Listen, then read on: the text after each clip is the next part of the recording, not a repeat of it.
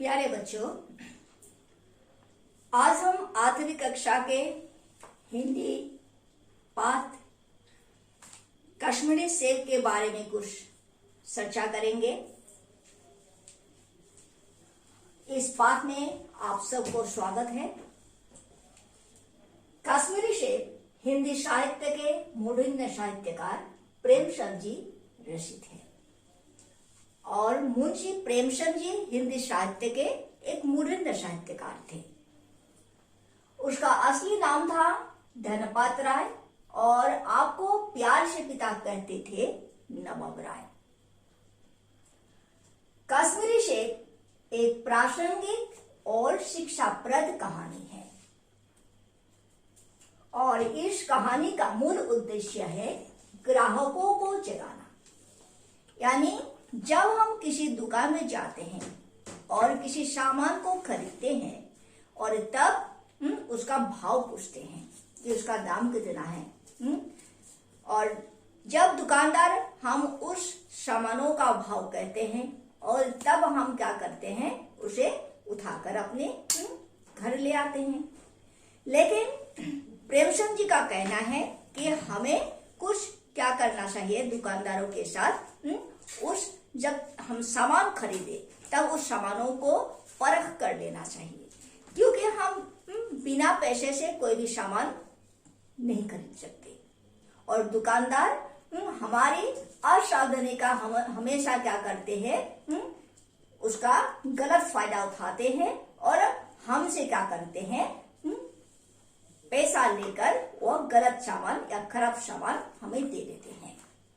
यही इस कहानी का मूल उद्देश्य है। तो देखें हम कहानी को। कल शाम को शौक में 2-4 जरूरी सामान खरीदना था और पंजाबी व्यापारियों की दुकानें रास्ते में ही पड़ते थे। किसने कहा? ये प्रेमचंद जी कह रहे थे।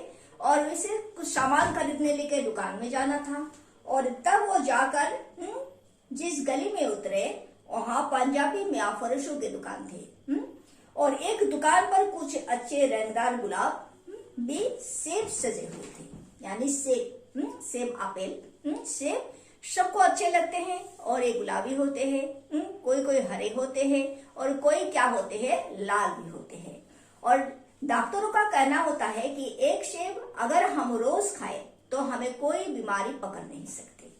और इसके बाद प्रेमचंद जी ने कहा है, पहले लोग क्या करते थे, गाजर हो या मूली हो या टमाटर हो, इन चीजों को कम खाते थे क्योंकि लोग समझते थे इसमें कोई वैल्यू ही नहीं है, मूल्य ही नहीं है। लेकिन जब पता चला है कि टमाटरों में विटामिन सी होता है, गाजर प्रोटीन होता है और गाजर खाने से क्या होता है, शरीर में लाभदायक चीज होते हैं, और तब एक क्या है, मैदानों से जाकर वो मेज तक उतर गए। यानी अमीर लोग भी इसको खाने लगे। इसके बाद उन्होंने बनारस के लंगड़े आम के बारे में कहा है, लखनऊ के दरबारी आम में कहा है, दशहरी आम के बारे में कहा है और मुंबई के अल्फाज आम के बारे में कहा है कि उनका कहना है, ये हमारा कहना नहीं है, उनका कहना है कि ये 3 आम क्या होते हैं, इस संसार में पाए गए सब आमों से क्या है, बेहतर है, इसमें रस भी अधिक है और मिठास भी अधिक है।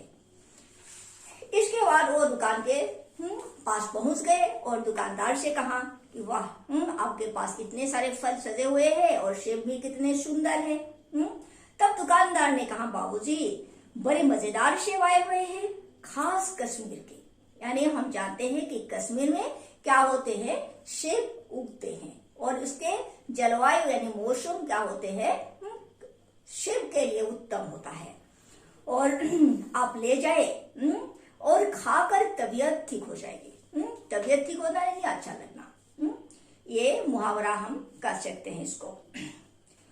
तब उन्होंने उसका दाम कुछ न पूछे प्रेमचंद जी ने, और उनके पास सामान खरीदने के लिए कोई बैग वगैरह भी नहीं था, तो उन्होंने क्या किया, अपना रुमाल निकाल कर कहा कि चुन चुन कर यानी देख परख कर आधा चेर सेब दे देना। और उन्होंने ले लिए और घर वापस चले आए और शाम का समय था, आते आते रात हो गए और हमारा जो भारतवर्ष के लोग होते हैं ज्यादातर क्या नहीं करते, रात को ये जो क्या कहते हैं उसको, फल नहीं खाते। इसमें क्या है, खट्टा भी अधिक होते हैं और इसमें गैस होने की संभावना भी रहती है, और इसलिए ये सुबह का समय में क्या करते हैं, लोग खाते हैं। इसलिए उन्होंने रात को खाना नहीं खाए, खाने के वक्त सेब नहीं खाए। सुबह होते ही उनका मन अच्छा भी लग रहा था, क्योंकि कल उन्होंने सेब खरीद कर लाए थे। और उन्होंने क्या किया, सेबों को धोए, और नाश्ता करने के लिए जब एक सेब निकाले तो उन्होंने देखा कि वो सड़ा हुआ था, यानी वो गल गया था, खराब था। तो उन्होंने सोचा कि हो सकता है शाम का समय था, रात भी अधिक हो गए थे, दुकानदार ने ना देखा होगा। तो यही सोचते हुए उन्होंने वो सेब को रख दिए और दूसरा सेब निकल लाए। तो उन्होंने देखा वो आधा सड़ा हुआ था, यानी एक तो पूरा ही सड़ा हुआ था, दूसरा आधा सड़ा हुआ था। तब उसके मन में संदेह का भाव आया कि कहीं दुकानदार ने हमें ठग तो नहीं लिए। फिर भी उन्होंने और एक दूसरा सेब निकाल लिया तो देखा वो फिसक गया था। फिसक जाना यानी कहीं से गिर जाने से, यानी ऊपर से गिर जाने से क्या होता है, वो फल वगैरह होता है, क्या हो जाता है, फिसक जाता है, गल जाता है। और ऐसा निकला। ये तीसरा सेब तो ऐसा ही निकला। जब चौथा सेब था वो पूरी तरह से सुंदर था।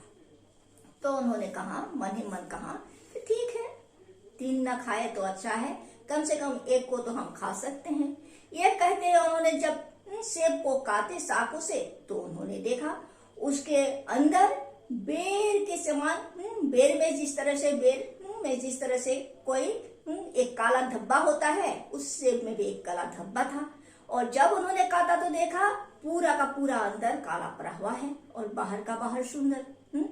तब उसको अपने आप पर और दुकानदार पर बड़ा ही गुस्सा आया। अपने आप पर गुस्सा इसलिए आया, काश वो कल पैसे देते वक्त और रुमाल दुकानदार के हाथों में सौंप देते वक्त वो देख लिया होता। तब अंदर क्या होता, दुकानदार उसे इतने 4 के 4 से वो गले हुए, सड़े हुए, पिसका हुआ न दे सकते थे। और दुकानदार पर उसको इतना गुस्सा इसलिए आया कि पैसे देने के बावजूद भी दुकानदार ने उसको क्या किया, सड़ा हुआ सामान बेचा। इसके बाद वो अपने आप से ही कुछ बातें करने लगे और इसके बाद वो कहने लगे कि अगर हम दुकानदारों के पास कुछ सामान खरीदने जाएं तो हमेशा हमें क्या करना चाहिए, उसे परख कर ही खरीदना चाहिए। उसका भाव करना चाहिए, कितना मूल्य हो सकता है उसको भी हमें पूछना चाहिए, और हम अनदेखे ही सामानों को लेकर घर में आना नहीं चाहिए। और अंत में उन्होंने कहा, आशा नहीं थी कि अथन्नी लौटाएगा।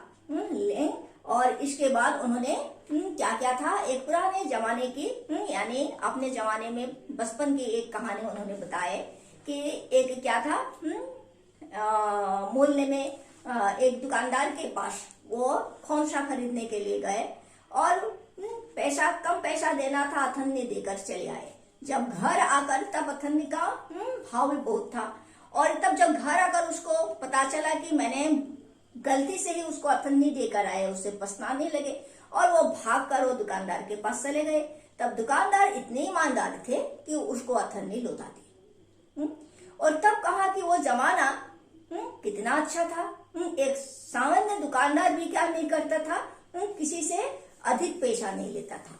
लेकिन वक्त बदल गए, लोगों में क्या हुआ, पैसों की लालच अधिक होने लगे, और आज दुकानदार क्या करते हैं, हमेशा ग्राहकों को ठगने का क्या करते हैं, प्रयास करते हैं। और इसलिए इस कहानी के माध्यम से वो बार बार हमें यही समझाने का प्रयास कर रहे हैं कि हम कभी भी क्या ना करें, कोई भी सामान खरीदने जाए तो बिना देखे, बिना परखे हम उस सामान को न खरीदें। ठीक है। और इस तरह आज ये कहानी समाप्त होते हैं, और आप लोग को इस कहानी से 2 तरह की शिक्षा मिली। एक है प्रेमचंद जी के बारे में, जो हिंदी साहित्य के मुदिन्य कहानीकार थे, एक उपन्यासकार थे, और इसमें कहा भी गया है कि ये सेवा सदन, प्रेम भूमि, रंग भूमि, कायाकल्प, निर्मला, गवन, गोदान उनके प्रख्यात उपन्यास थे। उनके बुढ़िका की परीक्षा और इस तरह कफन, ये सब पूछ की रात, ये सब उनके प्रख्यात कहानी है। और इनमें से आज ने अपने पद भी लिए हैं। कश्मीरी से ये भी एक प्रख्यात कहानी में से आते हैं। और इस तरह आगे जाकर आप प्रेमचंद जी के बारे में और पढ़ें और इन साहित्यकार के बारे में जानने की कोशिश करें। ठीक है बच्चों, आज हम अपना पाठ यही समाप्त करते हैं। धन्यवाद।